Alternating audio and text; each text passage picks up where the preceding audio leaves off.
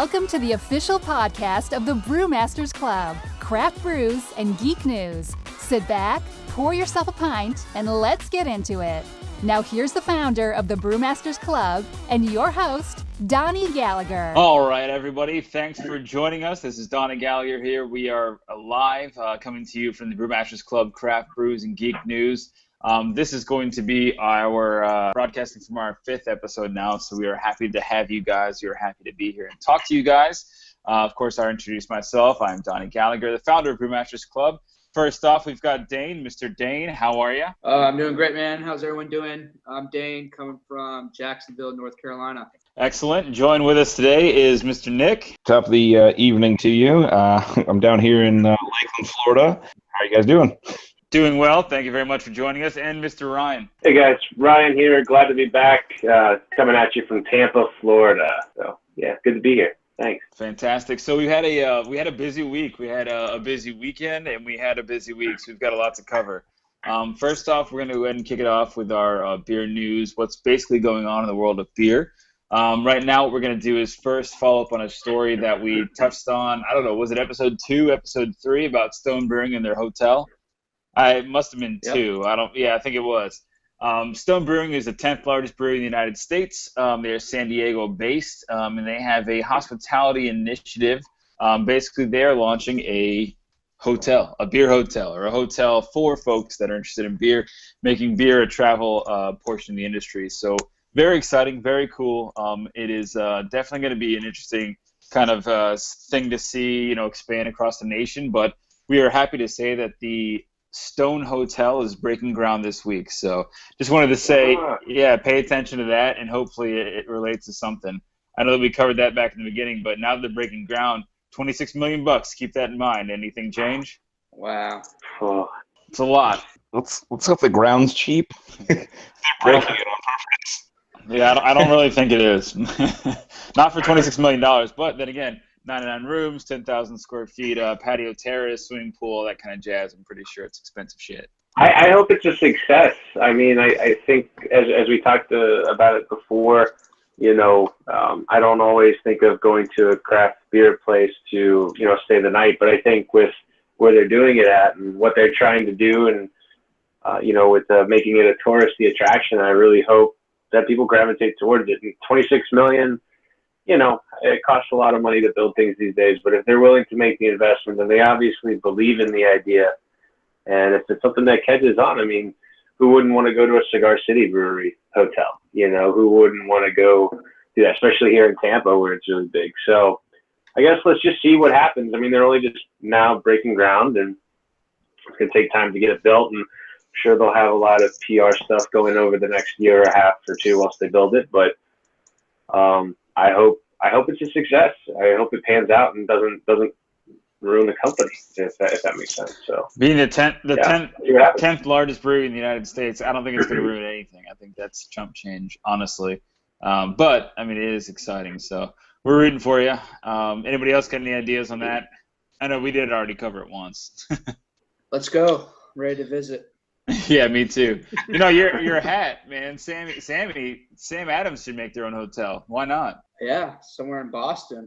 Yeah, or Dogfish Head. Like, those guys are the guys that should be doing this. Yeah, for the love of beer. I was just going to say, they can call it Sam Stayed Adams.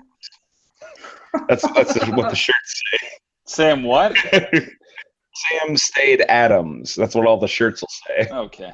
These are flying off the rail tonight. Just, oof. You're all buckled up. So it's only up from here. No. So moving on. What as I was stating before, we did have a very busy week this week in beer. We had a very busy week in terms of the panel, in terms of the 4 of us kind of connecting and hanging out and talking about all things beer. One of those things was an interview, or actually a segment that Ryan and I went to go film live and on-site at a local craft brewery that just opened here around town, so they're really close to home. But it's called Craft Life Brewing, and we actually got a very private, very intricate tour of their entire facility. Now, when I say entire facility, I honestly mean it can fit in the size of of a schoolhouse.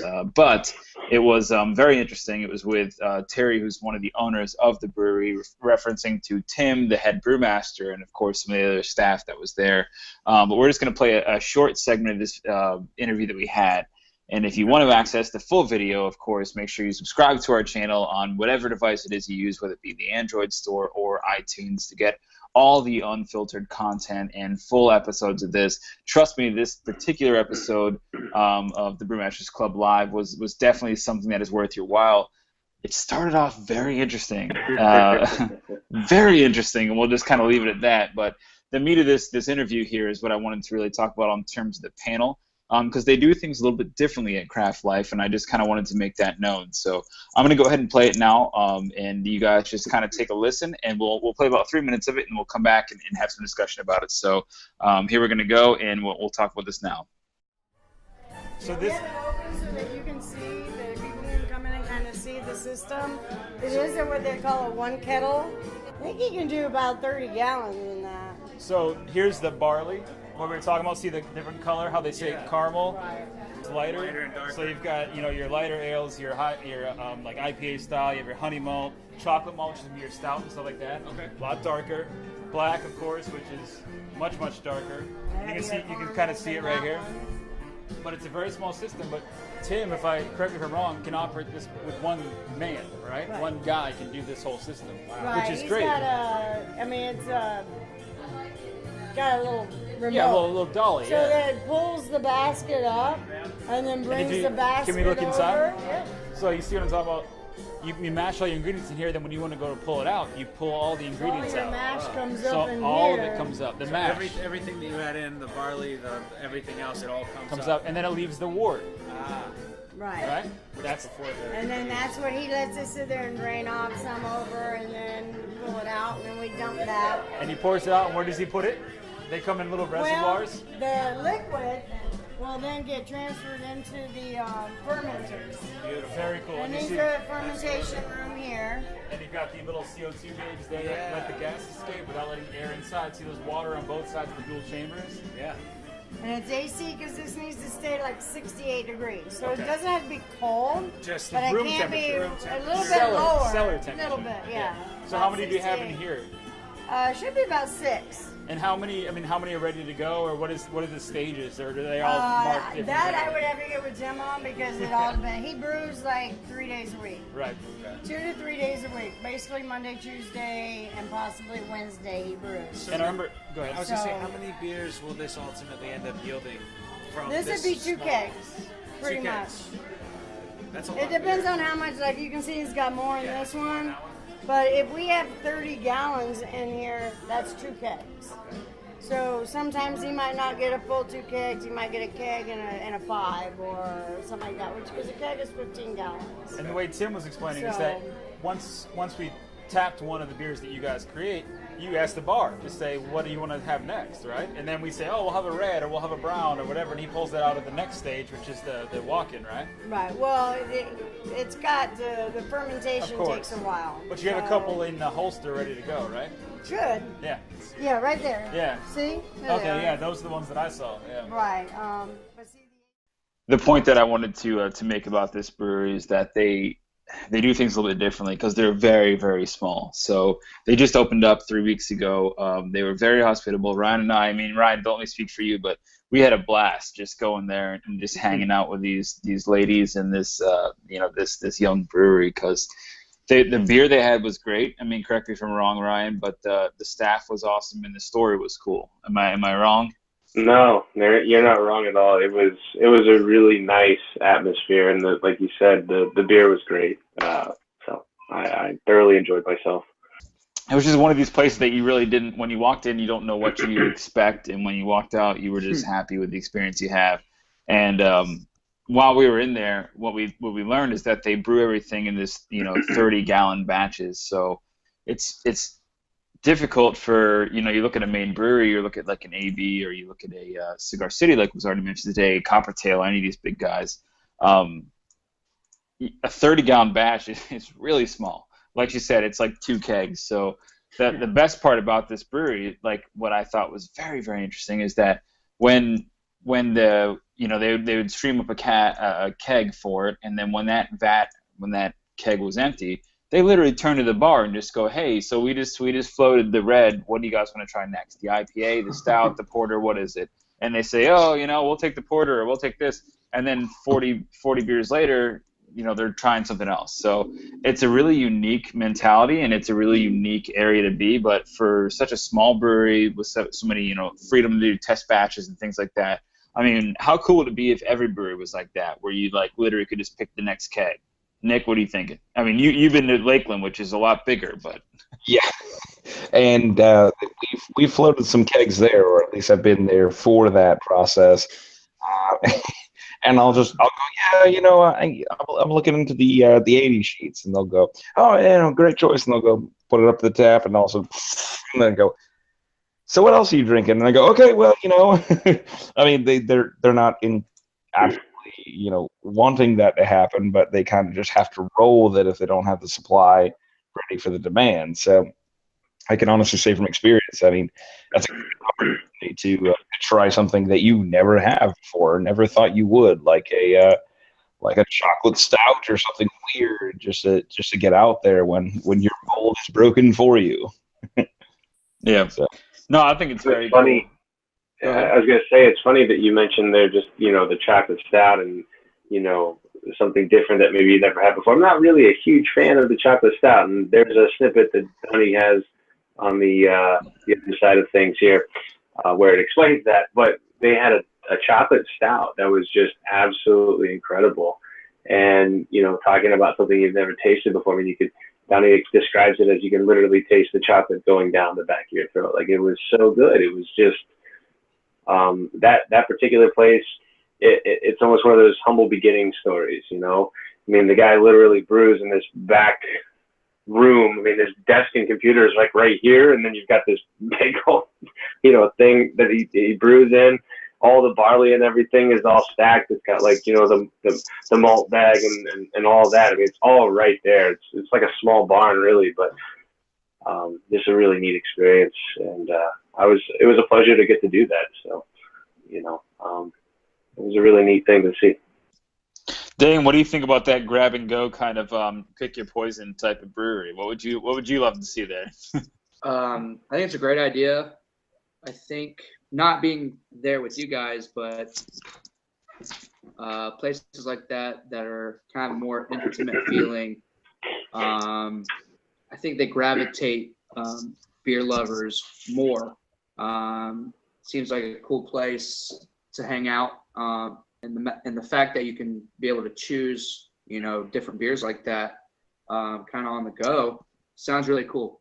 Place I'd like to hang out for sure. Yeah, well, we'll definitely show it off when you guys come back down to town, because it is a cool little brewery. I was thoroughly impressed. And the funny thing is, when we were there, we did a live cast, of our Uber ride there, and then the whole time we were there and speaking to the staff and then trying the beers. So we had this whole big, additional episode. It was like 30 minutes long. And then we also had another episode of me and Ryan playing Battleship together with a live band accompanying us. So it's like we got two solid episodes out of this, but the Battleship part is really just us getting drunk and yelling at each other, which is primarily what anybody does. Right. Yeah, when you play Battleship, that's what happens. So I mean, that's just we're adults. That's just how it works. But no, it was. Go ahead. I was gonna say, one of the things, I don't know if you actually found the clip or not, and it's unfortunate if you can't find it, but it was really, really cool. And I connect on other levels with things sometimes, especially when it's about humble beginnings, as I just mentioned. But the lady who owns the bar part, or owns the whole place, is letting this guy brew out of her bar. But the story began because it used to be one of those Land O'Lakes style bars. It smelled a little smoky from maybe the past a little bit, but nothing too major that would mess with your head. And we asked her, like, how it got started. She described that her father back in 2006 and her mother got really ill, and they ended up passing away. And so for years, they kind of just held on to the place, and she didn't really know what she was doing. And it was kind of just sinking. And so, Donnie, you're talking about it all the time, about how it helps local businesses or brew local, drink local, everything else. But I mean, this is a classic case of this place surviving because of craft beer, and because this guy is brewing out of there all these different types of things, is bringing life back into the bar. I mean, the smile on the lady's face was just priceless when she told that small story, and that's what we talk about: community, bringing people together, and it's not just this big corporate entity, and I really loved that about it. So I wanted to share that because I don't know if we're going to see that audio, or hear that audio, but no, we did. I got that clip. It's already set up. Good. Yeah. So again, Awesome. Stay tuned to the channel, subscribe, make sure you pick it up and you hear it, because it'll be coming out shortly after this.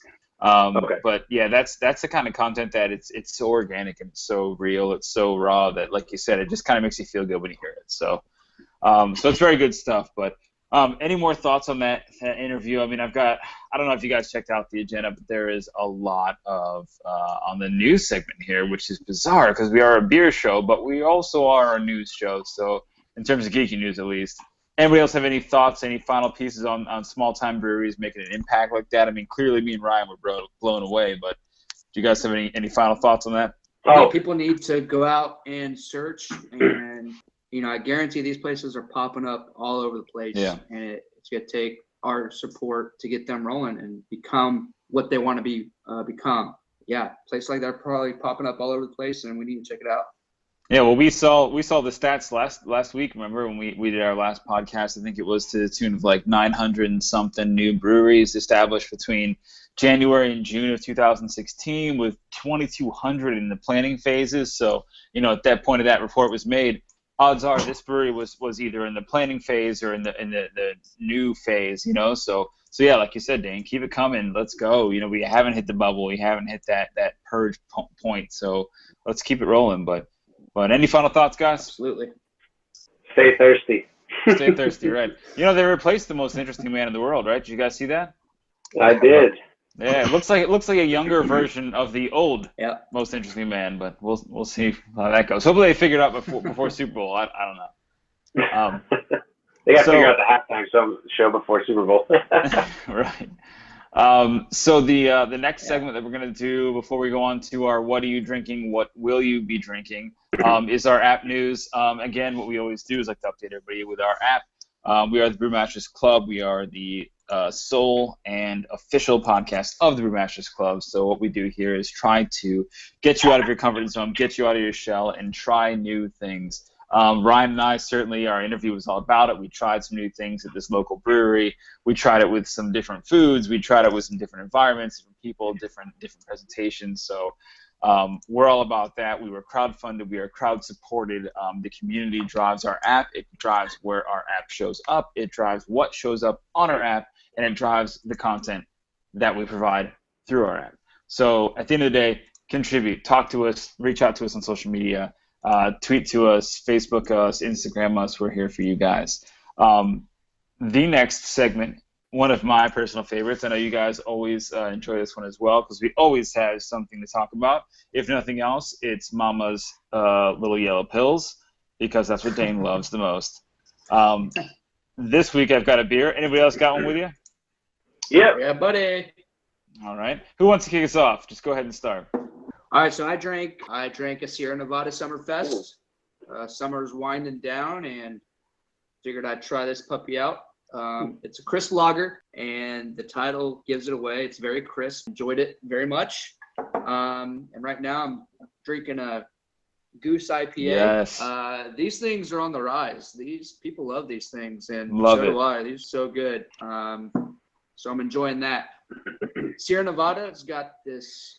It's like a summer box. I don't know how to describe it, but I think they got 3 or 4 different beers in there. You got your Summerfest, Torpedo, and their double IPA are the 3 that I know of. And I almost picked one up earlier this weekend and really enjoyed some Sierra Nevada. So that's what I'm drinking, boys. Excellent. Nick, why don't you go next? So I'm actually drinking the Tourist Trap from Miami Brewing Company. Whoa, never even seen that. Yeah. It's gold. It's actually it's a triple, and it's a Belgian style triple ale, and I loved it. The first sip I had, I could have sworn there had to have been honey in it because it was so sweet. A lot of sugar, a lot of sugar in it, but it flows so nicely that I even recommended it to my girlfriend because it was just so sweet. Anyone could drink this.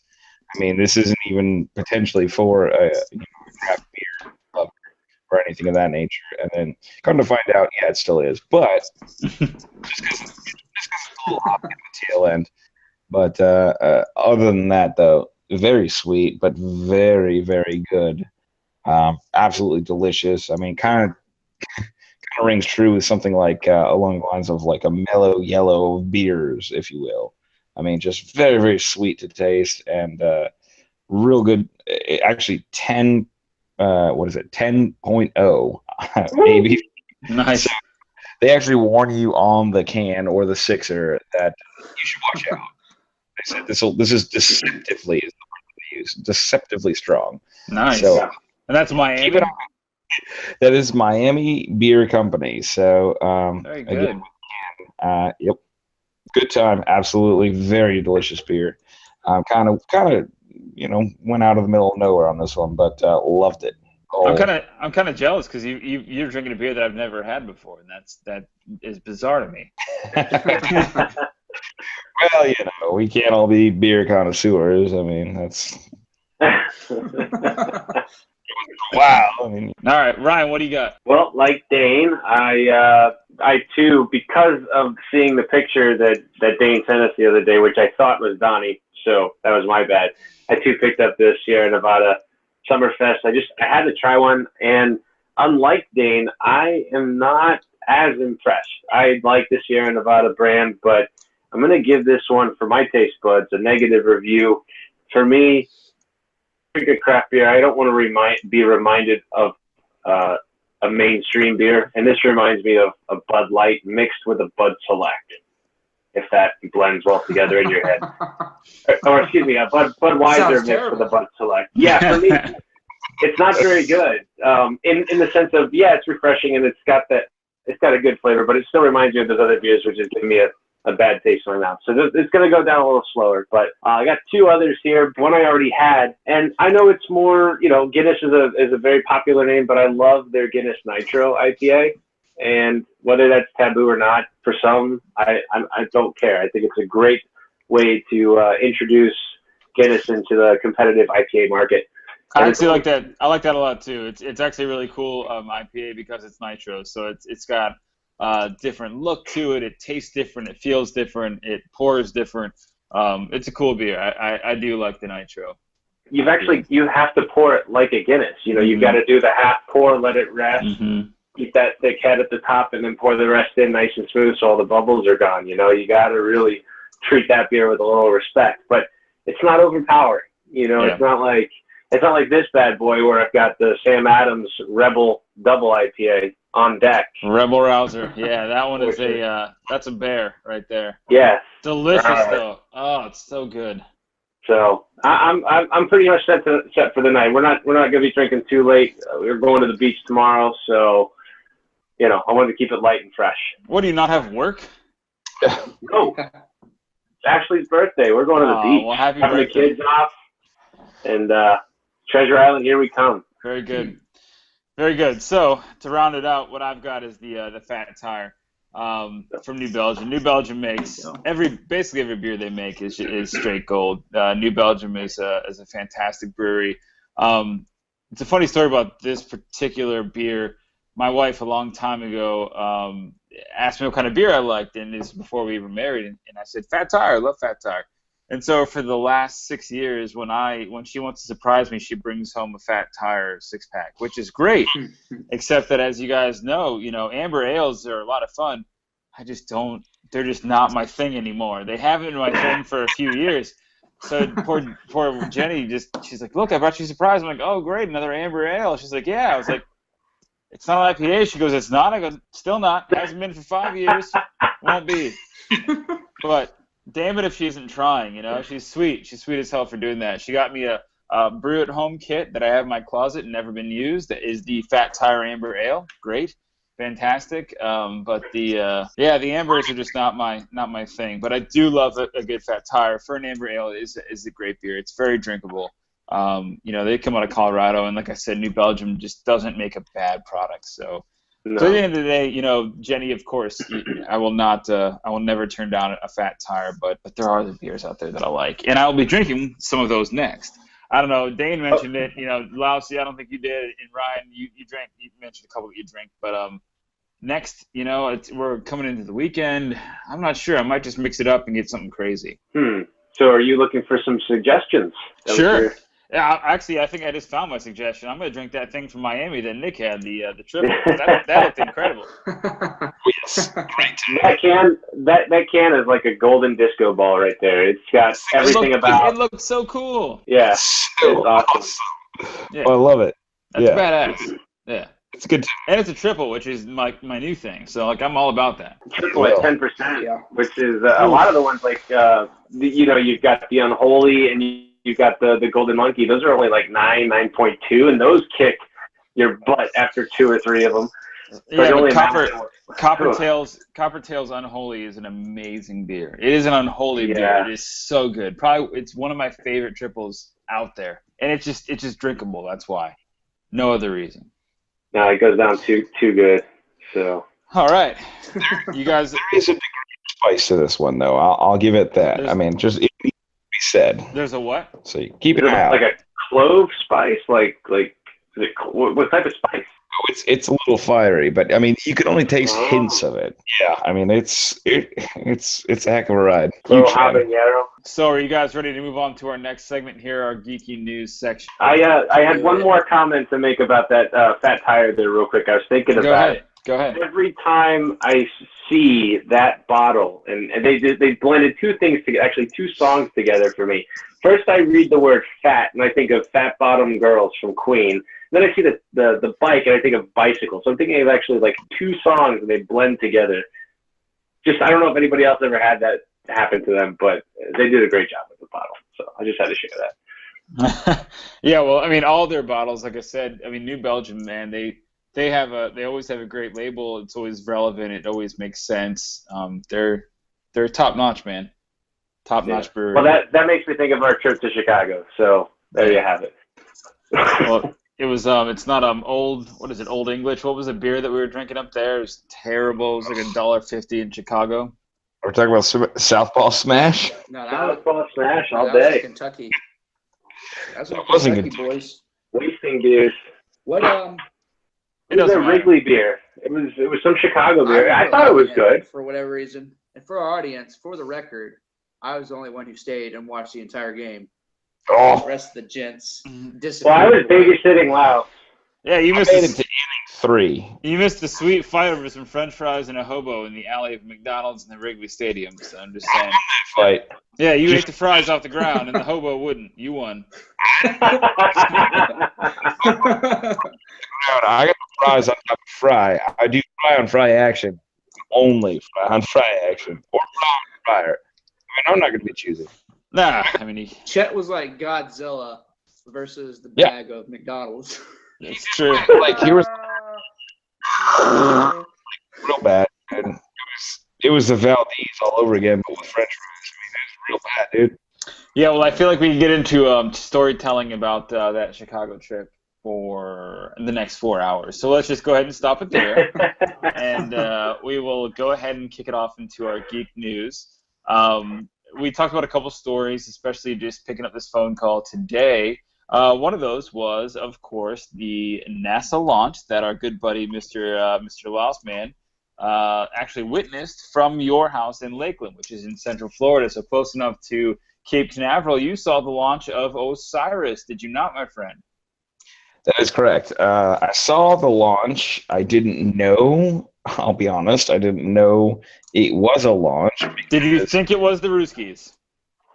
I thought it was. I thought I had put the movie Terminator 2 in the DVD player upside down, and everything was just going in reverse.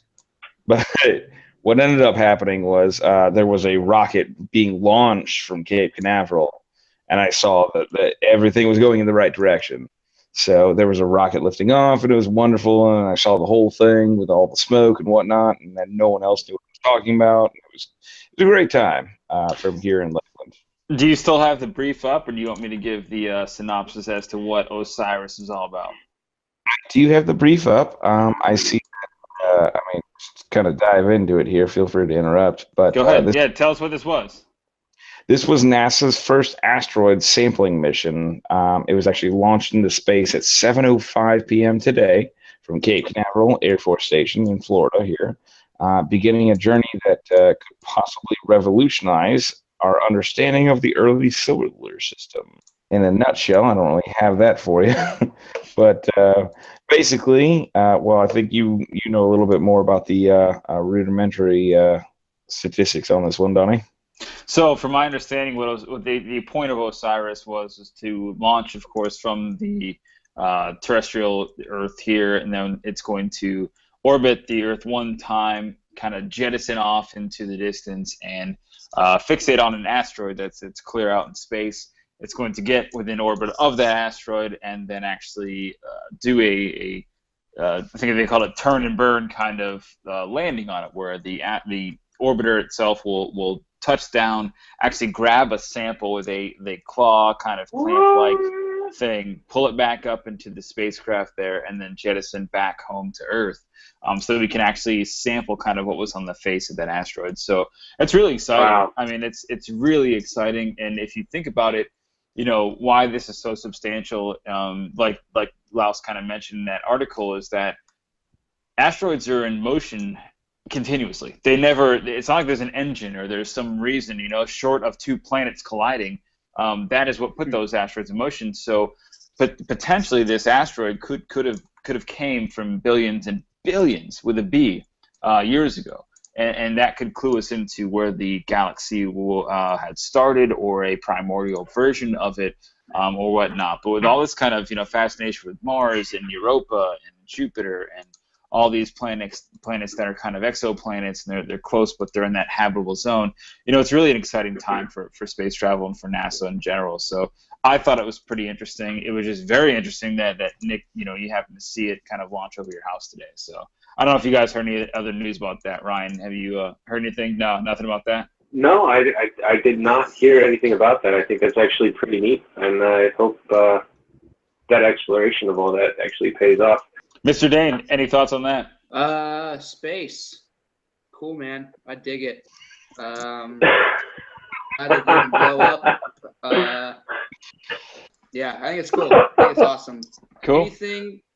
Anything that relates with us going to space is amazing, I think. Truly amazing. It is amazing. Yeah, it's awe-inspiring, because it's just it makes you feel so small when you see such an environment that's so large. So it's neat. It's a neat time to be around. It's a neat time to be tuned in. So Nick, thanks for staying tuned and watching that. Yes, sir. I do have one more bit. I kind of hope, you know, my hopes for the whole, you know, Osiris X. I just hope that, you know, any, like, you know, I kind of feel like there may be like a Stegosaurus out there that missed the bus on the original asteroid. You think they all rode in on the asteroid? I mean, well, you know, some of them had to. If we, you know, that's where we came from Stegosaurus directly. You know, you've ruined that joke. The joke's gone now at this point. Nick, I hope there's a Stegosaurus on that damn asteroid too, man. Yeah, wouldn't that be great? The Osiris gets over there and he just goes. He's got a little space helmet. Dude. Yep. Brewing craft beer. He's got to be brewing craft beer, because otherwise it won't be cool. I like it. Next announcement that came out today, of course, the iPhone 7. Did you guys see that? Did you guys see the highlights that came out on the iPhone 7? I am an iPhone guy, so I think it's particularly fascinating. A lot of this bullshit is really not that fascinating, but some of the neat things. They got rid of the headphone jack for some reason. Yay! Well, I think it has something to do with their ownership of Beats Audio and their Bluetooth, you know, department and things like that. That kind of is a game changer. I definitely think that has something to do with it. Plus, honestly, let's get real. 2016, bro. We all got headphones in right now. Let's just Bluetooth it up. Like, why are we messing with it? It's got a better front-facing camera, better rear-facing camera, better battery, better speed. New home button where it's not a physical button, so now it's actually just kind of like a hover on like they've had before. Stereo speakers, better core processor, and then better speeds and better battery. Overall, you know what? Who cares? It's what always happens with Apple. It's great. Good job, Apple. You made another iPhone that's better than the last one. Anybody super stoked for this besides me? No. I'm just like you, Donnie. I'm going to take this part over. That headphone thing has been making more headlines than the iPhone 7 news itself. Like, people are flipping out because they can't plug a little thing into the little jack anymore. Just get a pair of Bluetooth. I mean, that's the way things are going, like you said. Dane, I know you have a comment, but before you move on, the funny thing is there's an image of the new headphones, and they look like this. There's no cords, but they look like this. Yeah. And when you see the picture of them like this, side by side with no cords, you're just like, shit, I'm gonna lose that instantly. These are gonna disappear immediately. It's like at least one of them will, and then it's useless. And those aren't even very comfortable. No. I should have gone with a different. I don't know. We'll see. I've got my Dre Beats wireless, so they'll work just fine. Now I have the iPhone 6 Plus, and I have it. I don't have the S version or whatever. It's got Bluetooth issues. It's got Wi-Fi issues. And that's just me being lazy, not getting it fixed, but pisses me off every day.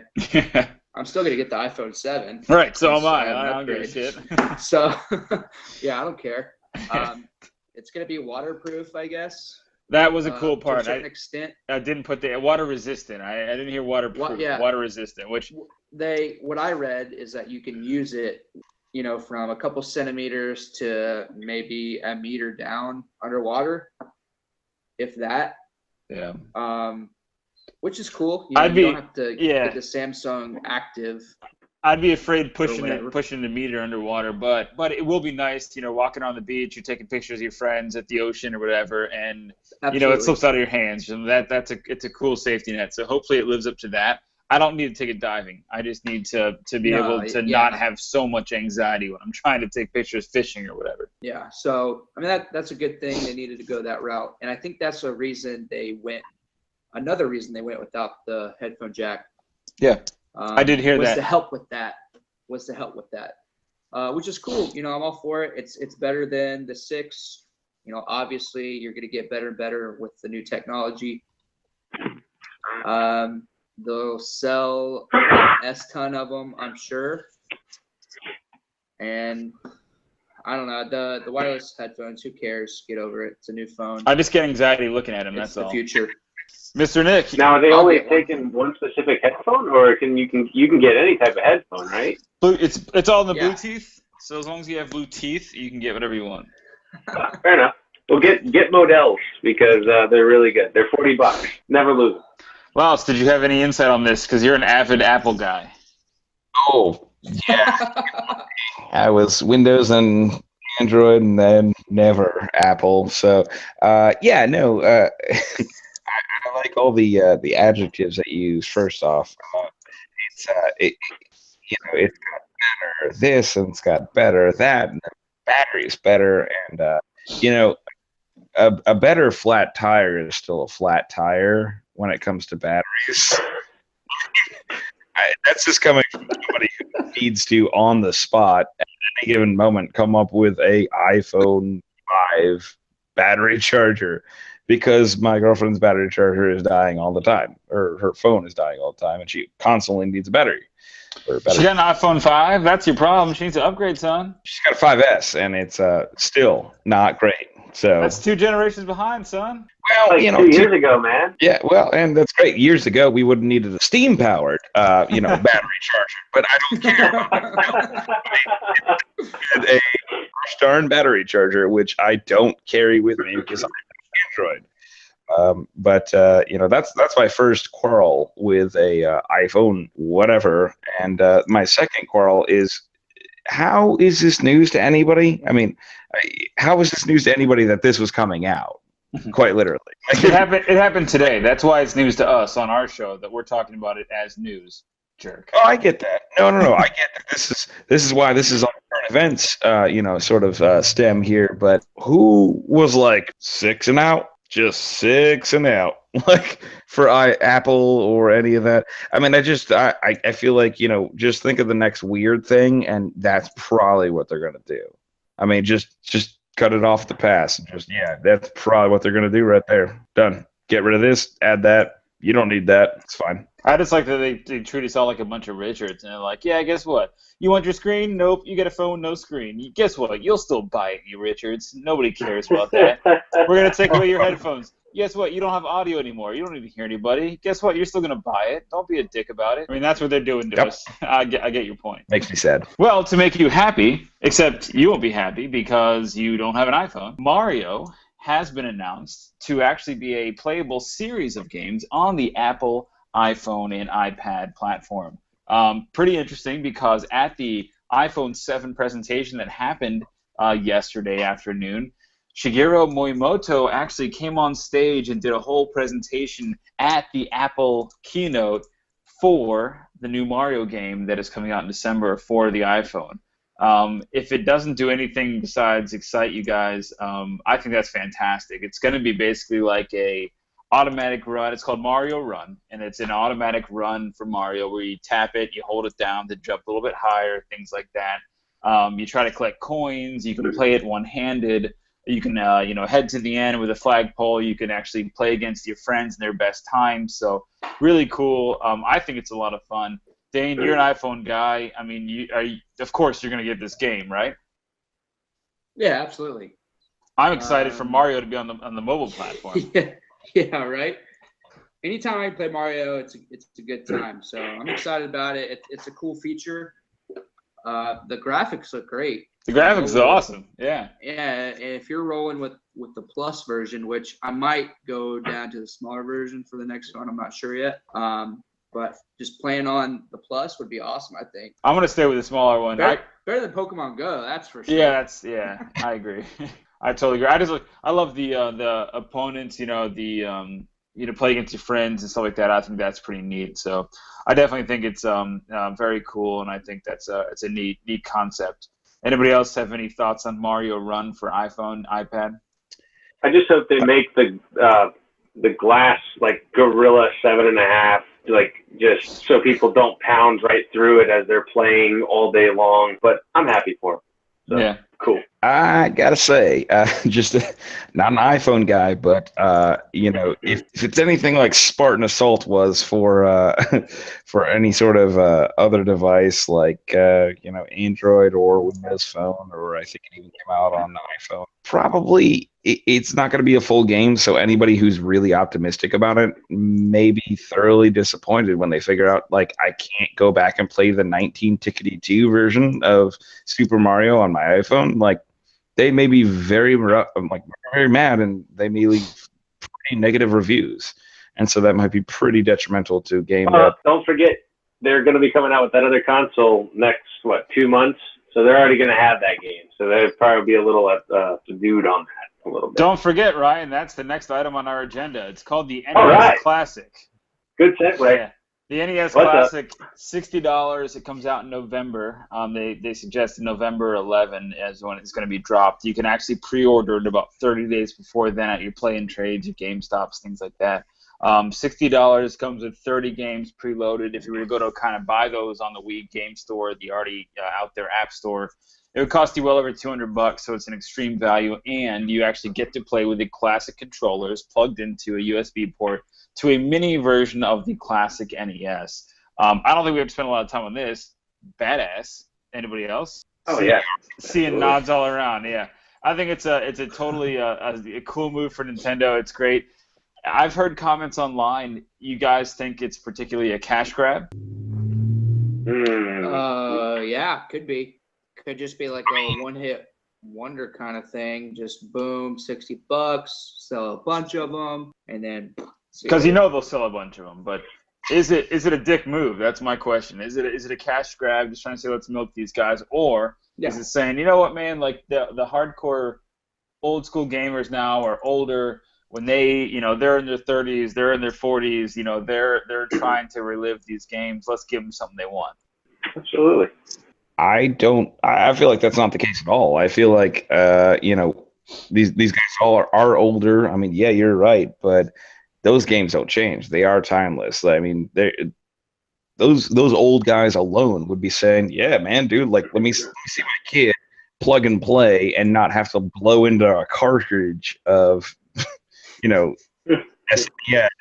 Like let's just avoid that whole troublesome period and just say, yeah, hey, here's this all digital. Yeah, just plug and play, push a button, you're done, you're playing, you're HD. Yep. Yeah. I was the same age as you when you are trying this for the first time. That doesn't change. Your motor skills don't get better because it's 2016. You're still like, what the heck? Like, I mean, having a great time, enjoying everything. So I feel like this is a great time. I mean, it needs to be, to anybody who respects video games and where they came from. This should be like a hand-me-down. They should be like, hey, here's my old football / SNES. I mean, yeah. Absolutely. People are still buying the old cartridges, too. I mean, they're still playing them. So why not? I mean, dick move or not, I mean, why not bring back the nostalgia for the fans and then do it for Super Nintendo a couple years from now or next year, because that would be cool. But, cycle it back through. Even go as far as N64. I mean, heck, let's do it. Yeah. I would love to play it. I'd play it more than I play the PlayStation 3 right now. Those games are great. They're fantastic, but I like the old stuff I grew up with.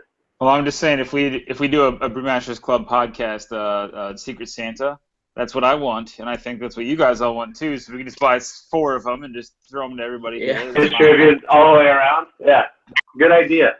I'm glad. I was just gonna say, if we do an old school Xbox, or if we do any sort of old school video game, Secret Santa, all of you are getting N64 cartridge soap. That's a thing. It's soap in the form of an N64 cartridge. Don't really want it. Nope, you're getting soap. And I'm looking at it right now. They've got yellow Donkey Kong. They've got Mario Party, and they've got an N64 Mario Kart soap. Because I really wanted to lather myself with yellow Donkey Kong all night long. Don't want it. No thanks. Dane, what'd you have? I was gonna say I'm glad it's not like crazy expensive. Me too. Also, that's why bucks, I don't. That's a new game. That's why I don't think it's a cash grab, because they could have been like, yeah, it's $300, bitches. What are you gonna do?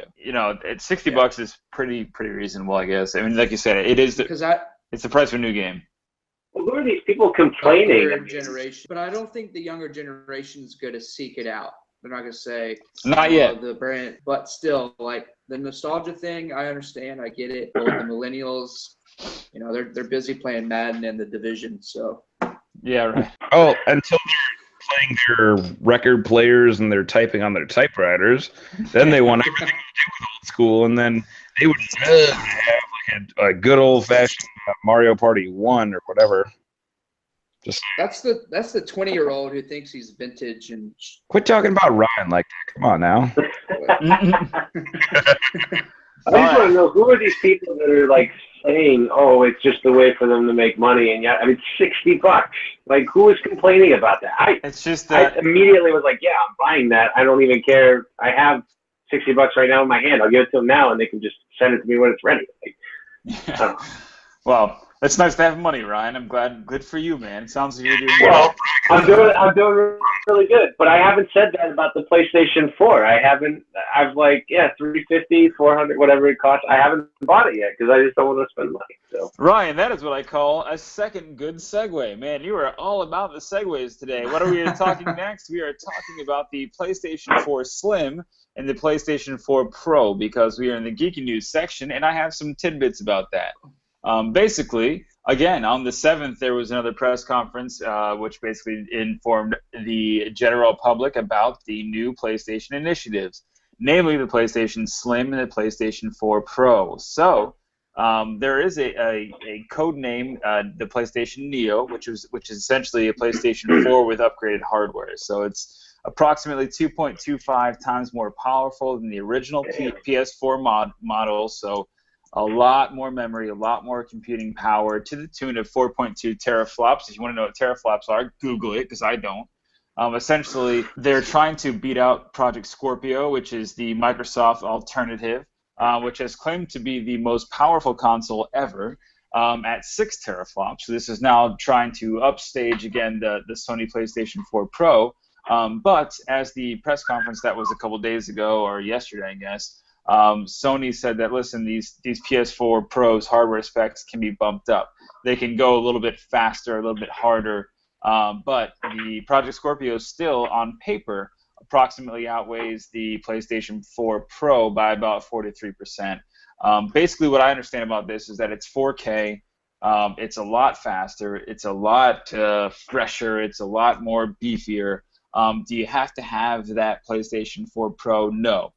You can get away with a Slim, which still has an upgraded version of the PlayStation 4 hardware, but it's not quite to the level of Pro. I personally was contemplating buying a PlayStation 4 just because the games came out. You've got Mass Effect Andromeda coming out. I mean, there's a lot of cool games. Battlefield, or Battlefront, of course, I want to play because they have it on the PlayStation 4. I think this argument has swayed me from getting the Xbox One, but what do you guys think? I mean, your thoughts on this PlayStation 4? What's up? I own a PlayStation 4. I was from Xbox 360, but there's a couple game titles that I thought were going to go just straight PlayStation. Some of them went both, but I'm playing on a PlayStation 4. I really enjoy it so far. I know I've talked about this in a previous episode, but talking about the Scorpio Pro, that's going to be for the hardcore guys, the guys that have the high resolution TV, the guys that are playing all the time, and they have to have the best graphics. That's a very small, in my opinion, that's a very small market. I think they're kind of jumping to that too fast. Because I just got my PlayStation a year ago. Yeah. I waited for a while. I weighed out my options and I jumped on it, and now they're coming out with this. And I absolutely hate when they come out with these slimmer versions. Just make it that way the first time. Right. Like, I understand marketing, they're gonna make money off of it, whatever, but it pisses me off because they do it every time. There's gonna be a slimmer version, and it's gonna be more powerful for whatever reason. Anything with a teraflop sounds good to me, but I just like saying it, honestly. Yeah, no, that's why I had to work it in there twice. I'm gonna stick with my PlayStation 4.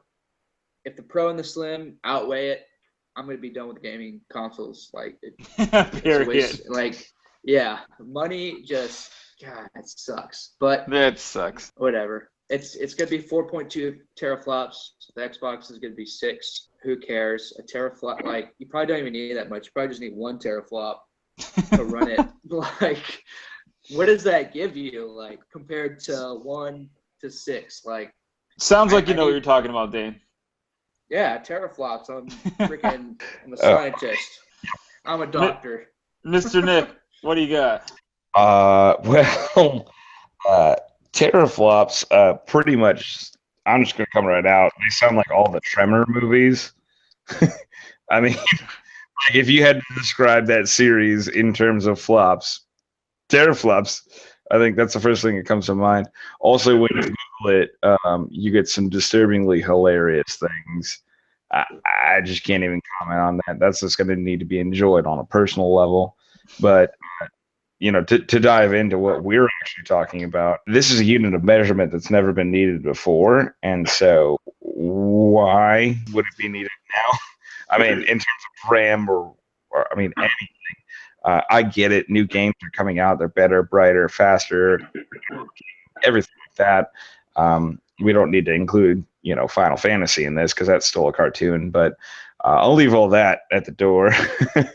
In any event, I don't think that introducing a new unit of measurement is going to do a whole lot, because who remembers when the terabyte came out? That was fun until there was 3 terabytes, and then there was 4. Whatever there is. I mean, I'm just saying, it's great to put that sticker on your product, but I don't feel like it's going to sell more units. It's going to push more things. I mean, it may on a basic instinctual level. Well, it's certainly got us talking about it. All right. It just pissed me off, honestly. Yeah. No, I agree. You know who didn't do that though? Nintendo. They just made a whole new system, the Wii U, which also terribly flopped. Same bees and Well, Zing. with the new Nintendo, I'm gonna buy that over everything else so I can play Zelda. Yeah, right. That's all I want to do is play the new Zelda. The Breath of the Wild looks pretty badass. Guys, of course, why do we want to tune in next week? Well, we're going to do more conversation like this. We'll have more riveting lingo and different comedic bits from Mr. Lausman, of course, and different geeky news, beers happening, what's going on in the world of craft beer and all things beer. We'll probably do a couple more of those one-on-one private interviews, those Brewmasters Club live sessions. You can always find us here at the Brewmasters Club by checking us out on Twitter, Facebook, Instagram, at the Brewmasters Club. Same with Twitter and Facebook, of course. You can talk to us directly by hashtagging Brewmasters Club or hashtag Brewmasters Club Cast to get your questions, answers, and comments read live on air. Again, you can always find us on those social media platforms. Mr. Dane, where can they find you? Right now, you can find me on Facebook, Dane Mirt, Twitter, DT Mirt. Mr. Nick? That would be Mr. Lousman, no spaces with an L, Mr. Lousman. On the Twitterverse, that would be all day. Fantastic. Mr. Ryan, how about you? Yeah, you can catch me on Twitter at BrewedBoy813. That is BREWEDBOY 813. Of course, you can contribute to the show by just clicking the link below to Amazon. You shop the normal way that you would normally do. Each purchase that you make by clicking through to that link gives us a sweet little slice of pie called commission just for bringing you to Amazon. You're going to buy stuff already. Just buy it through the link. Help us out. Give us a little bit of cash and help fund this show. Guys, it's been great talking to you today. Everybody else, thank you so much for tuning in. Again, this is Donnie Gallagher from the Brewmasters Club, and we are signing off tonight. Have a great evening. Cheers, everyone. You've been listening to the official podcast of the Brewmasters Club, Craft Brews and Geek News. Grab a beer with the guys and be sure to subscribe to catch additional content. Add this podcast to your favorite RSS feed or iTunes. Chat with the guys on Twitter at Brewmasters Club and Facebook and online at www.brewmasters.club. Cheers!